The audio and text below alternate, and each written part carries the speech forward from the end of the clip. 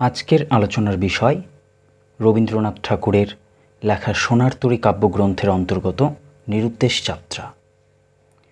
তবে আজকের এই নিরুদ্দেশ যাত্রা কবিতাটির সূচনাতে, আলোচনার সূচনাতে আমি এইটুকু বলবো যে আগে নামকরণ থেকে বুঝতে হবে যে রবীন্দ্রনাথ ঠাকুর কোন কবিতা বা কাকে ইন্ডিকেট করে লিখতে চাইছেন। প্রথম কথা হচ্ছে যে যাত্রাকে কেন্দ্র করে বা যে যাতায়াতকে বা যে গমনকে কেন্দ্র করে বা যে ভ্রমণকে কেন্দ্র করে তিনি এই কবিতাটি লিখতে চাইছেন বা লিখেছেন সেটি কিন্তু নিরুদ্দেশ, যার কোনো শেষ অন্তিম পর্যায় নেই। অর্থাৎ যেখানে তিনি যেতে চাইছেন বা যাচ্ছেন সেখানে ঠিক কত দূর পর্যন্ত যেতে হবে তা কিন্তু কবি জানেন না, এবং তিনি যাচ্ছেন একটি নৌকোতে করে, আর নৌকোটি চালাচ্ছেন বা নৌকোর যে কাণ্ডারি মাঝি তিনি হচ্ছেন একজন বিদেশিনী, একজন নারী যার মধ্যে রহস্যময়তা পরিপূর্ণভাবে রয়েছে, এবং কবি এই মহিলাকে হয়তো চেনেন কিন্তু সঠিকভাবে বুঝতে পারেন না, তাকে সঠিকভাবে চিনে উঠতে পারেন না। এই নারী যেন তাকে খানিকটা ধরা দিয়ে খানিকটা দেয় না। তো প্রথমে আমরা বলবো যে সোনার তরী কাব্যগ্রন্থটা রবীন্দ্রনাথ ঠাকুর লিখেছেন 1894 খ্রিস্টাব্দে, এবং এই কাব্যগ্রন্থের মধ্যে, এই যে সোনার তরী কাব্যগ্রন্থ, এই কাব্যগ্রন্থের মধ্যে প্রথম যে কবিতাটা সেটা হচ্ছে সোনার তরী, এবং শেষ যে কবিতাটা সেটার নাম হচ্ছে নিরুদ্দেশ যাত্রা। তো সোনার তরী কবিতাটির দিকে যদি আমরা একবার তাকাই তাহলে সেখানে দেখতে পাবো যে তিনি কি চমৎকার করে একটি চমৎকার দৃশ্য তুলে ধরতে চেয়েছেন, যে কবি একদিন জমিতে ধান সব ফসল উঠিয়ে দিয়েছেন, সোনার ফসলগুলো সব উঠিয়ে রেখেছেন, কিন্তু চারিদিকে ঘন বর্ষার কারণে কি হয়েছে, জল প্রচণ্ড বেড়ে গেছে। ফলে তিনি কিভাবে সেই ফসল নিয়ে যাবেন ভাবছেন, আর ঠিক সেই সময় দূর থেকে একজনকে নৌকো বাইতে বাইতে নিয়ে আসতে দেখছেন। তিনি নৌকোর সেই মাঝিকে ডেকে বলেন সমস্ত কিছু যেন তার নৌকোতে তুলে দেয়। কিন্তু কি হয় যে সেই নৌকোর কাণ্ডারি আসে আর কবির সমস্ত সম্পদগুলো যা যা তিনি সারা জীবন ধরে অর্জন করেছেন সবটা নিয়ে নেয়, আর তারপর সেই নৌকোতে কবিকে কিন্তু আর ওঠায় না। তার কাছে বক্তব্য এটাই ছিল যে কি, ঠাঁই নাই ছোট সে তরী, আমারই সোনার ধারে ধানে গিয়েছে ভরি, শ্রাবণ গগন ঘিরে ঘন মেঘ ঘুরে ফিরে, শূন্য নদীর তীরে রহিনু পড়ি, যাহা ছিল নিয়ে গেল সোনার তরী। কি চমৎকার দৃশ্য ছিল প্রথম কবিতাটিতে। সোনার তরী কাব্যগ্রন্থের প্রথম কবিতা সোনার তরী, সেখানে কবি কিন্তু দাঁড়িয়ে থেকে গেলেন, তাকে কিন্তু নৌকার যে কাণ্ডারি তিনি কিন্তু নৌকাতে ওঠালেন না। এই কাণ্ডারিকে কোথাও যেন আমরা বলতে পারি জীবন দেবতা। জীবন দেবতা কি করেন না, আমাদের যা যা কাজ এই পৃথিবীতে আসার পর আমরা যা যা কাজ করি সেই কাজগুলো কিন্তু থেকে যায়, আমরা চলে যাই। রবীন্দ্রনাথ ঠাকুরও যেন এই জীবন দেবতাকে বুঝিয়েছেন কাণ্ডারি হিসাবে, নৌকোর কাণ্ডারি, যেখানে দেখা গেছে জীবন দেবতা রবীন্দ্রনাথ ঠাকুরের সমস্ত কীর্তিগুলোকে, সমস্ত গুণ এবং দোষ সমস্ত কিছুকে নৌকোতে জায়গা দিলেও রবীন্দ্রনাথ ঠাকুরকে কিন্তু একা ফেলে জমিতে রেখে চলে যায়। অথচ আমরা যখন নিরুদ্দেশ যাত্রা কবিতাটার দিকে তাকাচ্ছি তখন কিন্তু একটা অদ্ভুত দৃশ্য সেখানে দেখা যাচ্ছে যে না, রবীন্দ্রনাথ ঠাকুরকে আলাদা করে একা ছেড়ে দেয়নি এই কাণ্ডারি কী করেছে, রবীন্দ্রনাথ ঠাকুরকে নিয়ে যেতে চাইছে। রবীন্দ্রনাথ ঠাকুরকে জায়গা দিয়েছে নৌকোয়, নৌকো চলছে, এবং নৌকো কোথায় যাচ্ছে রবীন্দ্রনাথ ঠাকুর জানেন না। এবার কবি যে না জানার কারণে কিন্তু বারবার বলতে চাইছেন যে এই যাত্রাটার উদ্দেশ্য কি, কোথায় যাব, এটা কি নিরুদ্দেশ যাত্রা, কোথায় যাচ্ছি বুঝতে পারছি না। এই যেন জীবন দেবতাকে বারবার করে প্রশ্ন করা যে হে জীবন দেবতা, হে সময় নামক কাল দেবতা, আপনি আমার জীবনকে, আমার এই বর্তমানকে কোথায় নিয়ে যাচ্ছেন, এর তো কোনো উত্তর আসে না, তাই না? এবং আমরাও দেখতে পাই যে কাণ্ডারি যে নারীকে বারবার তিনি জিজ্ঞাসা করছেন যে কোথায় আমাকে নিয়ে যাচ্ছ, তিনি কিন্তু বারবার হাসছেন, কোনো কথা বলছেন না। এ থেকে আমরা এটা স্পষ্ট বুঝতে পারি যে এটা একটা কল্পনা লোকের কবিতা, যেখানে কবি নিজের বিবেক শক্তিকে, নিজের চিন্তাকেই একটা রূপ বানিয়ে কোথাও যেন প্রশ্ন করতে চাইছেন। হতে পারে কেউ বলতে পারে এটা বিতর্কিত বিষয়, যে এটা প্রকৃতি নামক দেবীকেই কাণ্ডারি হিসেবে বানানো হয়েছে।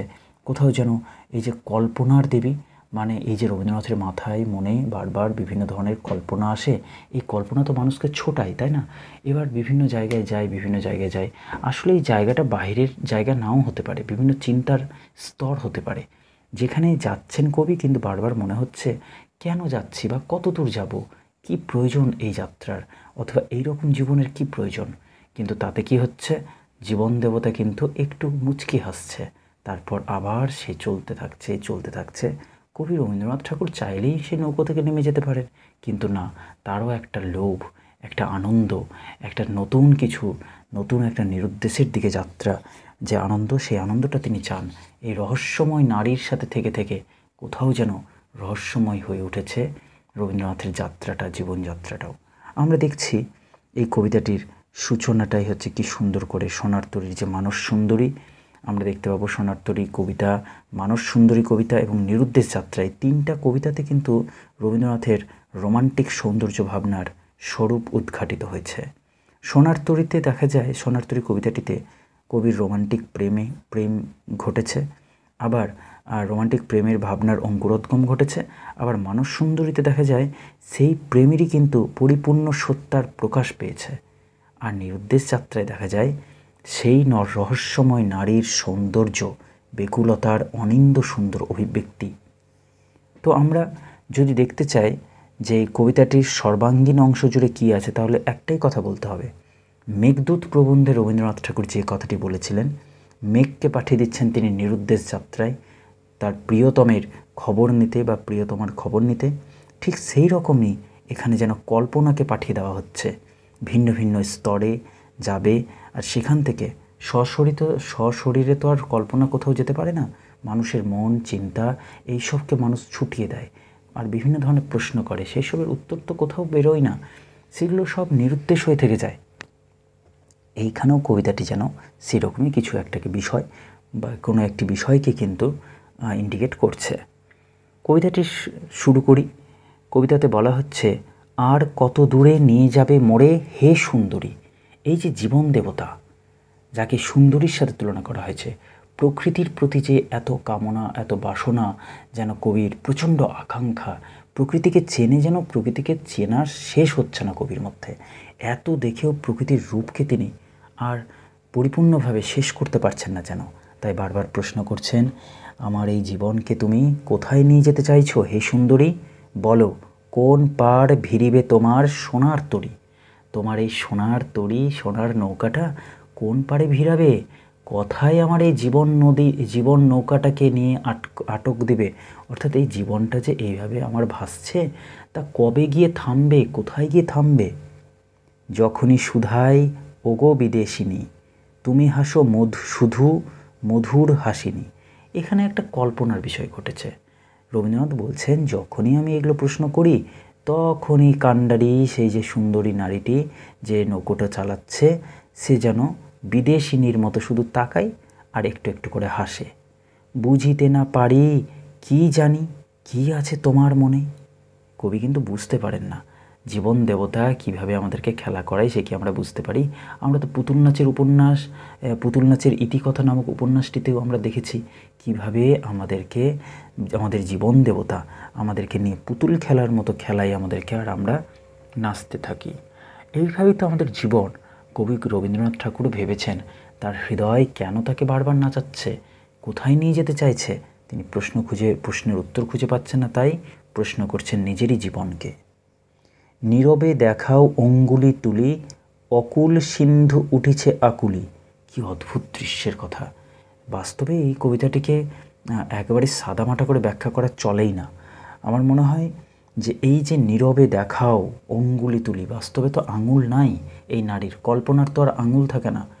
তবে তিনি কল্পনার দৃষ্টিকোণ থেকে দেখতে চাইছেন যে দূরে কোথাও যেন অকুল সিন্ধু, সমুদ্রের জল কিন্তু আকুলি মানে উছলে উঠছে। এই তো জীবন জিজ্ঞাসা। হৃদয়ের মধ্যে টুকরো টুকরো কথা যখন প্রচুর জমে ওঠে, তখন তো সেটাকে সমুদ্রের জলের সাথেই তুলনা করা যায়, যেন আকুল বেকুল হয়ে উঠেছে সমস্ত কথাগুলো। দূরে পশ্চিমে ডুবিছে তপন গগন কোণে, কি আছে হোথায় চলেছি কিসের অন্বেষণে। কি দুর্দান্ত কথা। একটার পর একটা জীবনের সংকট কিন্তু পার হয়ে যাচ্ছে, আবার নতুন করে সূর্য উঠছে, কিন্তু আমাদের জীবনের প্রতিটা মুহূর্তকে তো আমরা দেখতে পাই কীভাবে ধীরে ধীরে ধীরে ধীরে অবসন্ন হয়ে যাচ্ছে জীবন। এরকম বারবার মনে হচ্ছে রবীন্দ্রনাথ ঠাকুরের এরকম মনে হচ্ছে রবীন্দ্রনাথ ঠাকুর জীবনের এই যে আশার সূর্য এইটাকে দেখছেন কোথাও যেন দূরের একটা আকাশে ডুবে যাচ্ছে, যেন পশ্চিমে যেমন করে সূর্যাস্ত যায় তেমনই এক একটা চিন্তার সৃষ্টি হচ্ছে এবং সেই চিন্তা ডুবে যাচ্ছে। তাই জন্য তিনি আবার জিজ্ঞাসা করছেন, আচ্ছা যেখানে নিয়ে যাচ্ছ হে জীবন দেবতা, হে সুন্দরী নারী, তা তুমি যেখানে নিয়ে যাচ্ছ সেখানে কি খুঁজতে যাচ্ছি, কিসের অন্বেষণে যাচ্ছি আমরাও তো তাই না? সত্যি কথা বলতে আমাদের জীবনের অর্থ কী তা তো আমরা জানি না। আমরা যে কোথায় যাচ্ছি এবং কেন যাচ্ছি এসবের প্রশ্ন উত্তর আমরা নিজেরাও জানি না। আমাদের সৃষ্টি যে জন্ম নামক সমুদ্র থেকে মৃত্যু নামক যে সমুদ্র পর্যন্ত আমাদের ছুটে যাওয়া, এর বাইরে কী আছে তা তো আমরা জানি না। এইরকম বহু প্রশ্ন নিয়ে মানুষের জীবন সৃষ্টি এবং শেষ হয়ে যায়। রবীন্দ্রনাথ ঠাকুর এই প্রশ্নগুলোকে কোথাও যেন প্রকৃতির সাথে তুলনা করে তুলে ধরতে চেয়েছেন। তিনি আরও বলছেন, বলো দেখি মোরে সুধাই তোমায় অপরিচিতা। এবার কিন্তু এই নারীকে অপরিচিতা হিসেবে তুলনা করছেন কবি। আচ্ছা অপরিচিতা কাকে বলে? অপরিচিতা তাকে বলে যার সাথে আমার তেমন পরিচয় নাই। সত্যি তো জীবন দেবতা এতটা বেশি রহস্যময়, তার সাথে রবীন্দ্রনাথ ঠাকুরের কোনো পরিচয় নেই। ওই যেথা জলে সন্ধ্যার কূলে দিনের চিতা। কি সুন্দর কথা! সন্ধ্যা হওয়ার অর্থই হলো দিনের সমাপ্তি। এখন তিনি দিনের চিতা জ্বলার কথার সাথে তুলনা করছেন। ওই যে সন্ধ্যার সময়ের যে রোদ, শেষ রোদটুকু দেখে মনে হচ্ছে যে দিনের চিতা জ্বলছে, এরপরে সন্ধ্যার কুল শুরু হবে। জীবনটাও যেন এইরকম মনে হচ্ছে, যেন সুন্দর একটা সময় হারিয়ে যাচ্ছে আর তারপরে যে সময়টা আসছে সেটা বোধহয় ভয়ঙ্কর অন্ধকার। ঝলিতেছে জল তরল অনল, গলিয়া পড়িছে অম্বর তল। মনে হচ্ছে যেন সারা শরীরে জল নয়, আগুনের মতো সারা শরীরে জল ছড়িয়ে যাচ্ছে। দিক বধূ যেন ছল ছল আঁখি অশ্রু জলে, কোথায় কি আছে আলোয় তোমার, উর্মি মুখর সাগরের পার, মেঘচুম্বিত অস্তগিরির চরণ তলে, তুমি হাসো শুধু মুখপানে চেয়ে কথা না বলে। কি অদ্ভুত দৃশ্যের তিনি তুলনা করলেন। তিনি বলছেন সেখানে কি তোমার বাড়ি আছে যেখানে তুমি নিয়ে যেতে চাও, আর সেখানে কি সাগরের ওই পাড়ে গেলে আমরা দেখতে পাবো মেঘকে চুম্বন করছে পর্বতের শৃঙ্গ, সেই রকম জায়গাতে কি তুমি নিয়ে যেতে চাও? পর্বতের পাদদেশে যেখানে চরণ পর্বত কি সুন্দর করে বলছে, মেঘ চুম্বিত, মেঘকে যেন চুম্বন করছে। অস্তগিরির যে পর্বতে অস্ত যাচ্ছে সূর্যটা, সেই পর্বত যেন মেঘকে চুম্বন করছে, আর তার চরণতলে অর্থাৎ পর্বতের পাদদেশে তোমার কি বাড়ি, সেখানে আমাকে নিয়ে যেতে চাইছো? তুমি হাসো শুধু মুখ পানে চেয়ে কথা না বলে। জীবন রহস্যময় এবং প্রত্যেকের জীবন প্রত্যেককে বিভিন্ন শিক্ষা দিয়ে যায়। রবীন্দ্রনাথ ঠাকুর ভাবছেন যে জীবন দেবতা তাকে দেখে মুচকি মুচকি হাসছে আর এইসব এড়িয়ে যেতে চাইছে এইসব প্রশ্ন। রবীন্দ্রনাথ ঠাকুর আরও বলছেন, হু হু করে বায়ু ফেলিছে সতত দীর্ঘশ্বাস, অন্ধ আবেগে করে গর্জন জলোচ্ছ্বাস। এই সময় কি হচ্ছে, দীর্ঘ নিঃশ্বাস কিন্তু পড়ছে কবির। তিনি হুতাশ জীবন কাটাচ্ছেন, তারপরেও কিন্তু তিনি তার এই দীর্ঘশ্বাসকে বায়ুর সাথে তুলনা করছেন এবং সঙ্গে সঙ্গে এই যে গর্জন বের হচ্ছে ভেতর থেকে, জীবনের প্রতি কতকগুলো প্রশ্নচিহ্ন যে বেরোচ্ছে, এই যেন জলের বড় বড় উচ্ছ্বাসের মতো সংশয়ময় ঘন নীর। এবার তিনি বলছেন সন্দেহে পরিপূর্ণ এই চারিদিককার নীল জল সমুদ্রের জলের মতো। কোনো দিকে চেয়ে নাহি হেরি তীর। কোনো দিকে আমি চেয়ে তীর দেখতে পাচ্ছি না। হেরি মানে দেখা, নাহি হেরি তীর, আমি দেখতে পাচ্ছি না কোনো তীর। মানে কোন দিকে যে জীবনটাকে ঠিকঠাক জায়গাতে দাঁড় করাবো বুঝে উঠতে পারছি না। অসীম রোদন জগৎ প্লাবিয়া দুলিছে যেন। ভয়ঙ্কর এই জগতের যে দৃষ্টি, এই দৃষ্টি যেন সেখানে কান্না ঝরে পড়ছে আর সম্পূর্ণ বিশ্বটা যেন দুলছে, তার জীবনটা যেন দুলছে প্লাবনে। হ্যাঁ, এরপরে তিনি বলছেন তারই পরে ভাসে তরণী হিরণ, তারই পরে পরে সন্ধ্যা কিরণ। কি সুন্দর! সমুদ্রের জল যেমন, সমুদ্রের জল এত উচ্ছ্বাস এত কিছু, তারপরেও তো সেখানে তরণী ভাসছে, নৌকা ভাসছে, আর তার মধ্যেই তো আবার সন্ধ্যার যে শেষ সূর্যাস্ত আলো সেই কিরণটাও তো পড়ছে জলের মধ্যে। তারই মাঝে বসি এ নীরব হাসি হাসিছে কেন, হাসিছ কেন, আমি তো বুঝি না কি লাগি তোমার বিলাস হেন। এখন তিনি কিন্তু জীবন দেবতাকে বলছেন যে এই যে সময়টা যাচ্ছে, দিন থেকে রাত্রি হচ্ছে, তরণী ভাসছে ঠিকই, কিন্তু চারিদিকে এত ভয়ঙ্কর গর্জন, সমুদ্রের জলোচ্ছ্বাস, তার মধ্যে সন্ধ্যার কিরণ পড়ছে, আর তোমাকে যখনই প্রশ্ন করছি তুমি নীরব হয়ে চুপ করে বসে থেকে শুধু হাসছো, কেন কোনো উত্তর দাও না? আমরা তো জানি উত্তর দিবে কী করে, এ তো কোনো সশরীরে থাকা কোনো স্ত্রী বা নারী নয়, এ তো কল্পনার দেবী। কল্পনার দেবীকে প্রশ্ন করা যায়, জীবনের দেবতাকে প্রশ্ন করা যায়, এবং সেই উত্তর তো বাহির থেকে আসে না, এই উত্তরটাও জীবন দিয়েই প্রতিষ্ঠা করতে হয়। এই উত্তরকে খুঁজতে হয় নিজের মধ্যে ডুব দিয়ে। আত্মসন্ধানী মানুষই কেবলমাত্র এই ধরনের প্রশ্নের উত্তর খুঁজে পেতে পারে। রবীন্দ্রনাথ ঠাকুর তার পরের প্যারাতে লিখছেন, যখন প্রথম ডেকেছিলে তুমি কে যাবে সাথে, চাহিনু বারেক তোমার নয়নে নবীন প্রাতে। কিন্তু অদ্ভুত দৃশ্য, আমাদের জীবনে তো এইরকম বিভিন্ন সময় আসে, প্রেম, সৌন্দর্য এবং আবেগ আর কল্পনা যখন আসে, তখন আমরা কিন্তু উন্মাদ হয়ে ভাবি যেন আমাকেই ডাকছে কল্পনার দেবী, আমাকেই যেন প্রেমের এবং সৌন্দর্যের দেবী, আবেগের দেবী, মায়া মোহ সব কিছুর দেবী যেন আমাদেরকে ডাকছে। আর তখন যেন আমি আমার চোখ তুলে তাকিয়েছিলাম তোমার দিকে, দেখালে সম্মুখে প্রসারিয়া কর, পশ্চিম পানে অসীম সাগর। তুমি কি করলে? যেই না আমি কল্পনা করতে শুরু করলাম অল্প বয়সে, ঠিক সেই সময়ে আমি দেখতে পেলাম কল্পনার বিশাল একটা জগৎ, সৌন্দর্যের একটা বিশাল জগৎ, অসীম সাগর, চঞ্চল আলো আশার মতন কাঁপেছে জলে। বাস্তব জীবনের উপর কল্পনা, আবেগ, এই সব কিছু কিন্তু কাঁপতে থাকে জলের মতো। তরণী তরিতে উঠিয়া সুধানু তখন, আছে কি হোথায় নবীন জীবন। এইবার কিন্তু জীবন যে দেবতাকে বলা হচ্ছে যে আচ্ছা, যে জীবনে আমি আছি সেই জীবনে তো সন্তুষ্ট নয়, কিন্তু এখন যে জীবনটাকে আমি অতিক্রম করছি, যেখানে যাচ্ছি, যে জীবনটা ভবিষ্যৎ, সেই জীবনে কি এই কিছু আছে বিশেষ কিছু, যেখানে নতুন কিছু পাবো? যদি না হয় তাহলে এই রকম জীবন, রোমান্টিকতাহীন জীবন নিয়ে কী লাভ? এই ধরনের প্রশ্ন করছেন তিনি সেই সুন্দরী নারীকে, যিনি নৌকাটি চালাচ্ছেন। আসলে এই নারীটিকে কারো মতে প্রকৃতি, কারো মতে সৌন্দর্যের দেবী, কারো মতে জীবন দেবতা, কবির জীবন দেবতা। আশার স্বপন ফলে কি হোথায় সোনার ফলে। আবার তিনি বলছেন, তুমি যেখানে নিয়ে যেতে চাইছো সেখানে কি নতুন জীবন পাওয়া যাবে? সেখানে কি সোনার ফসল ফলানো সম্ভব হবে? সেখানে কি আশা, স্বপ্ন, এই সবের ফসল লাগানো যেতে পারে? মুখ পানে চেয়ে হাসিলে কেবল কথা না বলে। আবার কি করছে সেই নারী? কবির দিকে তাকাচ্ছেন এবং হাসছেন, কোনো কথা বলতে পারছেন না। তারপরে কভু উঠিয়াছে মেঘ, কখনো রবি। এরপরে কত দিন চলে যায়, জীবন জিজ্ঞাসা আমরা উত্তর পাই না। আর তাতে কি হয়? মেঘ আসে, আবার বৃষ্টি হয়, আবার মেঘ সরে যায়, সুন্দর একটা সূর্য ওঠে, কখনো ক্ষুব্ধ সাগর, কখনো শান্ত ছবি। মন কখনো আমাদের খুব চঞ্চল হয়ে ওঠে, বিভিন্ন প্রশ্নে ভরে যায়, ক্ষুব্ধ সাগরের মতো, রেগে যাওয়া সাগরের মতো। আবার কখনো শান্ত হয়ে যায়, ভীষণ ভালো লাগে সব কিছুকে, যা আছে যেমন আছে প্রকৃতিতে সব থাক, সব ভালো থাকুক, আমার মন ভীষণ সুস্থ, শান্ত। বেলা বহে যায়, পালে লাগে বাই, সোনার তরণে কোথা চলে যায়। কবির আবার হঠাৎ মনে হচ্ছে যে আমার জীবনে বারবার বাতাস আসছে, বারবার যেন আমার হৃদয় সমুদ্রে বা ঝড় উঠছে, আর আমার সোনার তরী কোথায় যে চলে যাচ্ছে। পশ্চিমে হেরি নামিছে তপন অস্তাচলে।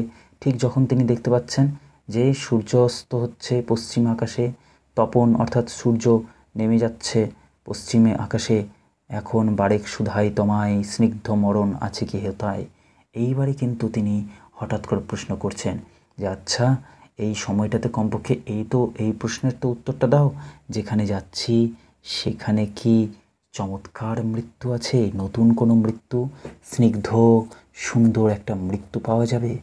আছে কি শান্তি, আছে কি সুপ্তি তিমির তলে, হাসিতেছ তুমি তুলিয়া নয়ন কথা না বলে। এবার রহস্যময় জীবন দেবতাকে কবি জিজ্ঞাসা করছেন, যেখানে আমার জীবনটা যাচ্ছে সেখানে শান্তির মরণ আছে কি, আছে কি সেখানে আরামে রাত্রিতে ঘুম? তুমি কি শুধু কিছুই বলবা না, শুধুই হাসবে নয়ন তুলে কথা না বলে?